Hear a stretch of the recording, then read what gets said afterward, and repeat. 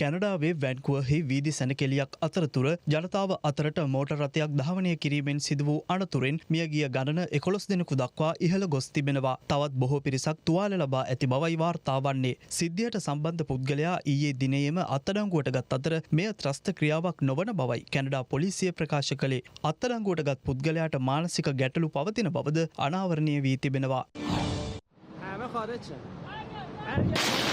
පසුගියදා ඉරානයේ ප්‍රධාන වරාය නගරයක සිදු වූ දැවැන්ත පිපිරීමෙන් මියගිය ගණන 40 දෙනෙකු දක්වා ඉහළ ගොස් තිබෙනවා. තුවාල ලැබුවන් ගණනද දහසකට වඩා වැඩි බවයි වාර්තා වන්නේ. නැවත දැනුම් දෙනතුරු නිවෙස් තුලට වී රැඳී සිටින ලෙසත් ආරක්ෂිත ඇඳුම් අඳින ලෙසත් සෞඛ්‍ය අංශ ජනතාවට දැනුම් දී තිබෙනවා. මෙවන් පසුබිමක අද ඉරානයේ ජාතික ශෝක දිනයක්ද ප්‍රකාශයට පත් කර ඇති බවයි වාර්තා වන්නේ.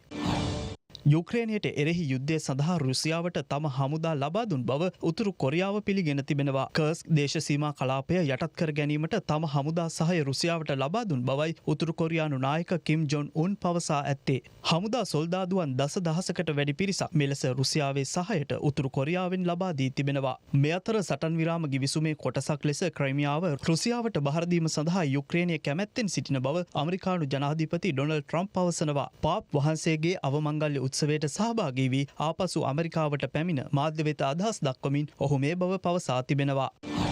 ඉන්දියාවේ නවදිල්ලි අගනුවර පැල්පත් නිවාස පෙළක ඊයේ ගින්නක් හටගෙන තිබෙනවා. ඉන් කුඩා දරුවන් දෙදෙනෙකු ජීවිතක්ෂයට පත්ව ඇති බවයි වාර්තා වන්නේ. මේ වන විට ගින්න සම්පූර්ණයෙන්ම නිවා දමා ඇති අතර විපතට පත් වූවන් ආරක්ෂිත ස්ථාන වෙත යොමු කිරීමේ කටයුතු සිදු කෙරෙමින් පවතිනවා. ගින්නට හේතුව මෙතෙක් අනාවරණය වී නැහැ. රටේ ලෝකෙ සිදුවන උණුසුම් පුවත් දැනගන්න සියත නිවුස් YouTube channel එක අදම subscribe කරන්න.